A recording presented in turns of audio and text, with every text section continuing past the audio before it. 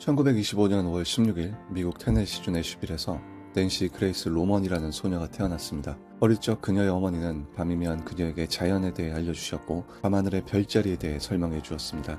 어린 로먼은 하늘에 관심을 갖기 시작했습니다.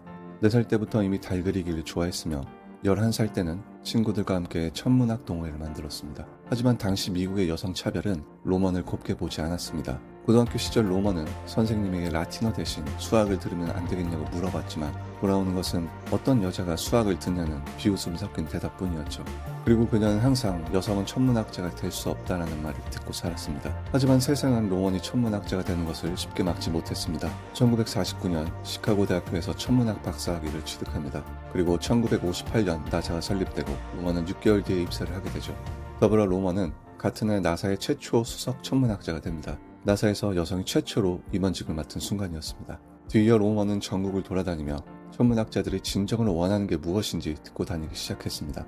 당시 천문학자들은 지구가 아닌 우주 공간에서 우주를 관측하고 싶어 했습니다. 우주에 대한 선명하고 정확한 이미지를 원했죠. 이것은 라이먼 스피처가 1946년부터 꾸준히 나사에게 제안을 해왔지만 거절당한 일이었습니다. 1960년 중반 로먼은 대표적인 천문학자들과 나사의 엔지니어들을 모아 위원회를 구성했고 천문학자 그리고 나사가 원하는 것이 무엇인지 어떤 것이 합리적인지를 몇 년간 꾸준히 토론했습니다. 그리고 1971년 세상에서 가장 뛰어난 우주 망원경을 발사하는 것이 최우선 과제라 생각한 로먼은 우주 망원경 제작을 위한 위원회를 설립했습니다. 그렇게 20년간의 프로젝트 끝에 1990년에 발사된 우주 망원경, 그것이 바로 허블 우주 망원경입니다. 네, 오늘은 2027년 5월 발사를 앞두고 있는 낸시 그레이스 로먼 우주 망원경의 주인공인 로먼의 이야기로 시작해봤습니다. 그럼 로먼 우주 망원경은 앞으로 우리에게 어떤 신비한 우주 이야기를 들려줄지 바로 시작해보겠습니다. 로먼 우주 망원경의 주요 임무는 크게 3가지로 나눠볼 수 있습니다. 우주의 팽창과 가속, 암흑물질, 암흑에너지, 인근 외계 행성 관측. 로먼의 임무는 제임스 웹, 유클리드, 허블처럼 최초의 빛을 찾거나 아주 먼 거리에 있는 은하를 측정한 것이 아니라 20에서 30억 광년 사이에 있는 은하를 아주 세세하게 관찰하는 것입니다. 왜냐하면 우주가 100에서 60억 년 전까지만 하더라도 팽창의 효율이 더뎌지고 있는 감속 팽창을 하고 있었는데 1990년 이후 가속 팽창을 시작한 것으로 보이기 때문이죠. 그래서 천문학자들은 이 질문에 대한 해답을 찾기 위해 우주 역사 초기인 약 30에서 60억 년 사이에 있는 1000만 개의 은하 거리를 정확하게 재야 한다고 생각했습니다. 그래서 로먼은 이 중 200만 개의 은하들의 거리를 정확히 재고 우주 시간에 걸쳐 은하들이 어떻게 변했는지를 파악할 예정입니다.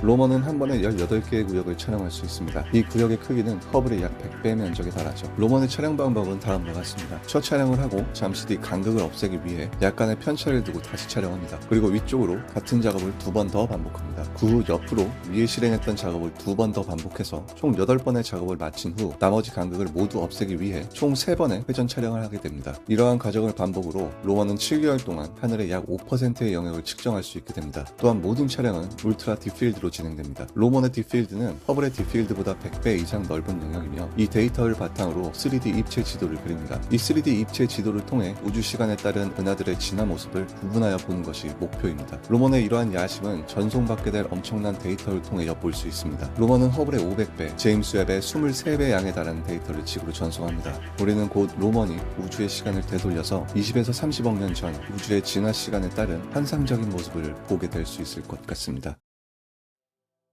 우주의 암흑물질, 암흑에너지의 미스터리를 풀기 위해 로먼은 이미 발사된 우주망원경인 유클리드와 협업도 하게 됩니다. 유클리드와 로먼은 우주 가속 팽창의 원인으로 예측되고 있는 암흑에너지와 암흑물질에 대해 2가지 이론을 동시에 테스트할 예정인데요. 바로 아인슈타인의 일반 상대성 이론을 수정해야 하는가, 우주 가속 팽창이 진짜 암흑에너지에 의해 발생하는가, 이렇게 2가지입니다. 왜냐하면 아인슈타인은 1917년 팽창하지 않는 우주 모형인 정적 우주론의 개념을 설명하기 위해 우주상수를 제시했지만 허블에 의해 우주가 팽창한다는 것이 증명되자 이 이론을 폐기시켰습니다. 하지만 최근 우주가 가속 팽창을 한다는 사실이 밝혀진 후 우주의 구성 요소들은 전부 감속 팽창을 유도하기 때문에 우주의 가속 팽창은 암흑에너지를 제외하고는 설명할 수 없었죠. 반면 아인슈타인의 우주상수는 이 현상을 간단히 설명할 수 있었기 때문에 다시 한번 주목을 받게 됐습니다. 그래서 로먼은 유클리드와 함께 아인슈타인의 일반 상대성 이론이 태양계뿐만이 아니라 아닌 우주적 규모에서도 적용이 되는지, 아니면 암흑 에너지와 물질은 실제했고 이것이 우주 가속 팽창의 이유인지를 테스트하게 됩니다. 이 과정에서 유클리드와 로먼은 중력 렌즈 효과에 대해 연구하고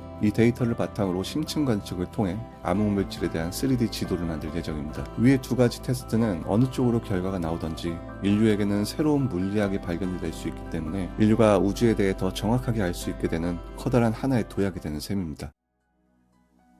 로먼의 카메라는 우리 은하계 중심을 향합니다. 하지만 우리 은하계 중심은 별의 밀도와 우주 먼지로 관측이 결코 쉽지만은 않습니다. 별의 밀도가 높을 경우 중력 렌즈 효과가 더욱 자주 발생하기 때문이죠. 그러나 로먼은 이러한 미세 중력 렌즈 효과를 통해 근처의 존재 유무를 알려줄 만한 것이 아무것도 없는 떠돌이 행성, 갈색 외성, 블랙홀 같은 것들을 발견하게 될 것입니다. 또한 로먼은 현재 제임스 웹이 가지고 있는 코로나그래프 장비보다 약 100배 이상 뛰어난 업그레이드 버전을 가지고 떠나게 됩니다. 이를 통해 지금까지 발견하지 못했던 훨씬 더 많은 행성들을 찾을 것으로 기대하고 있습니다. 로먼은 우리 은하 중심에 약 2억 개의 별을 관측할 것이고 이 과정을 통해 약 10만 개 이상의 외계 행성을 찾을 것으로 예측하고 있습니다. 나사는 로먼에 대해 이렇게 말했습니다. 로먼은 과학자들이 우주에서 더 넓은 우주를 연구할 수 있는 새로운 것들에 대해 끊임없이 지지를 했다. 로먼 우주망원경은 가장 뛰어난 코로나그래프 장비로 외계 행성을 빠르게 찾을 수 있습니다. 그리고 더욱 자세한 관찰을 할 수 있는 제임스 웹에게 정보를 공유합니다. 로먼의 울트라 딥필드는 가장 빠르게 은하 3D 제작을 할 수 있는 기술을 갖고 있습니다. 그리고 은하 전체의 지도를 그리고 있는 유클리드에게 정보를 공유합니다.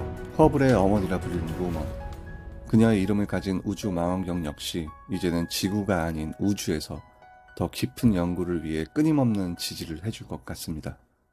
시청해주셔서 감사합니다.